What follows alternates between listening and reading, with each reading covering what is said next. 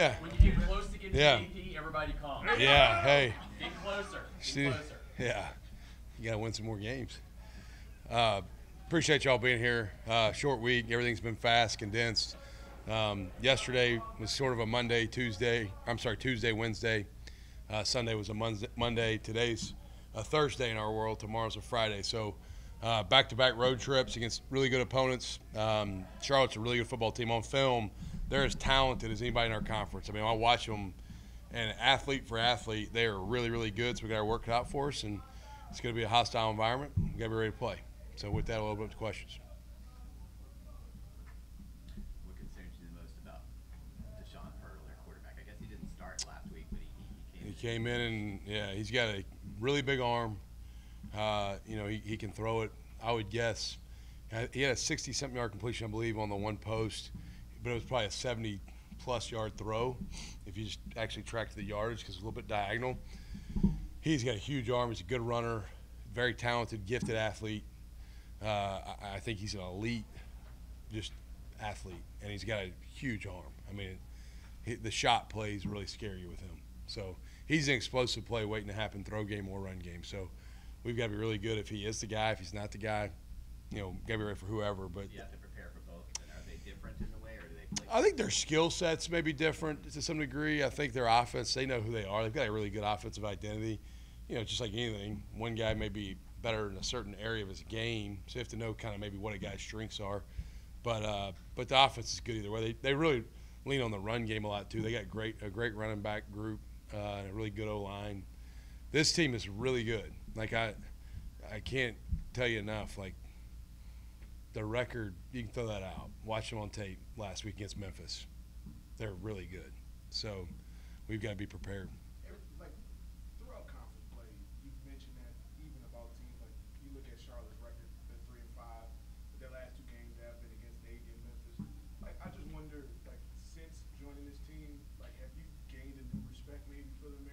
Yeah. I think there's a lot of athletic teams. I go back to UAB, like their receiver room I thought was elite going into the game. And I left the game, and you ask our guys that play slot corner for us, play nickel for us, our Spears, they would tell you those guys at slot were dangerous. Like everybody in this league's got players at certain spots, and everybody may have a different strength, but and these guys are littered with Power 4 transfers in the roster. I mean, you look across the board, it's like we're playing a Power 4 team that is in our conference, is what it feels like this week, off the ability they have. I mean, that's who they are. So the league's very challenging. Week in, week out, there's no layup.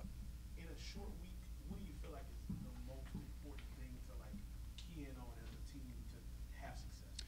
Yeah, I think you have to be fast and fresh. I think the worst thing we can do is make our guys worn down all week or quick turnaround, and so you got to be fast and fresh. We use the term a lot, like Greg McMahon and I say this to each other a lot, like play songs they already know the words to. Don't turn on a new song they haven't heard before and ask them to sing the lyrics because they don't know it. Give them a song they know the lyrics to, right? And so we have some game plan adjustment things that are unique and different for every game, and even a short week you got to have some, but do what we do well. Let's be who we are, and that gives you the best chance of being fast and fresh and know what to do. 2 weeks ago, you sounded the alarms, said that, complacency can kill a team, and that was against a Rice team y'all were heavily favored against. And then on Saturday, for 3 quarters, it kind of looked like y'all were a little complacent. Y'all are big-time favorites again this week. Have you seen more intensity this week of practice than you did 2 weeks ago? Because you saw something 2 weeks ago. I could tell that you were worried that something was going to happen. 2 weeks ago today, I was pissed after practice. I was about ready to, pull somebody's face off. This week has been really good. I think the condensed part of the deal can help you in some ways. Now, the back-to-back road trips, maybe not how you would design it if they left the schedule up to me, but I felt a much better focus with our practices. A much better that was coming off the bye, and a lot of things weren't. This group, I think, we're going to be ready to play. I mean, they better be. I mean, I told them on Sunday's team meeting, I said this on ESPN, like the mothership, not after dodgeball, not before ping pong, like real ESPN. So you got to be ready for a game like this. If you're not, then you got a problem. What is that challenge like, seeing this team? I mean, anybody seeing this team for the first time, especially in a short week. What's that? I'm sorry. What's the challenge like of Seeing this team for the first Oh, time in yeah, a short week. yeah. Well, I think the challenges are, you're trying to figure out who are their players, and then you're also trying to figure out the scheme is so different. Like, that's what makes college football, I think, unique is, last week we played an air raid, up-tempo, they wanted to throw it for 400 or 500 yards if they could team. This week we're playing more of a pro-style offense, multiple tight ends, run the ball down your throat, take shots off the run game and the play action. So you're dealing with identifying who are their personnel, and then you're also identifying, all right, what is the schematics that they use and how does it affect what we do. And so there's a lot that goes into that too. So it's the identifying personnel, who are they and how does it fit us, and who do you have available on your roster, like what's the health of your team. There's so many things that go into it that are like, you just have to press fast forward a little bit on some of that and maybe deal with some of that. And then the travel component, got back Saturday night and we'll leave tomorrow. I mean, it feels like we just got home. So it's just a lot of moving parts. Jack Chinch is coming in here later. He led the team in tackles against North Texas. Yeah. You got a lot of guys Yeah. that could play. But what have you seen in him? Yeah, Jack's a really smart kid. He's a very talented athlete. Played a lot of different positions at his high school. Went to St. Pius X in Atlanta. Really gifted. He's fast, explosive, twitchy, makes plays. Is a high energy guy. Like positively affects other people around him. He's been a fun guy to watch him grow. At that free safety position. He's been involved a little bit as maybe a depth returner for us. He's got a really bright future, I think. And Coach, kind of taking away from the field for a minute, hearing about Patrick's loss Yeah. this week, with him being back with the team, how is he feeling and how you all kind of rallied around that? Yeah, Pat Jenkins is a foundational piece of this football team. He's been here for several years now. Came from here, went to John Ehret High School, left early in college, and then came back home. When the transition happened back in December, coaching staff-wise, he could have very easily have decided to leave.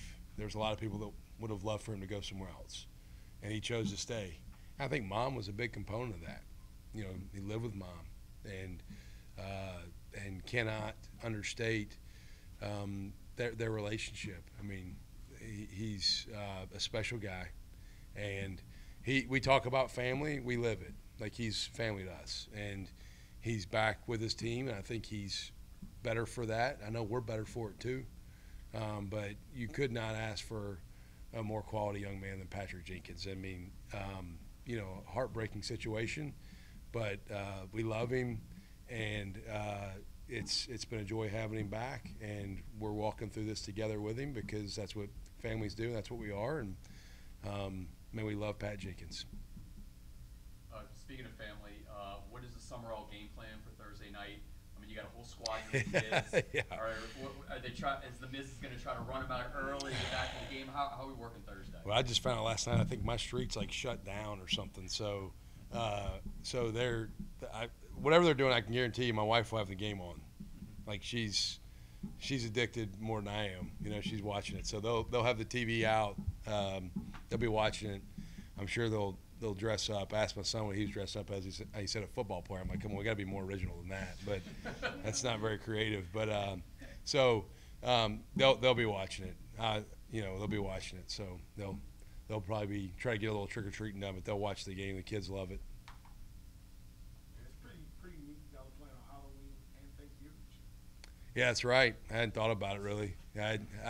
I put a lot of thought into the flow of the week, but I hadn't thought about which days. But yeah, we'll play whenever they ask us to play. If they want us to play in a parking lot, we'll play in a parking lot.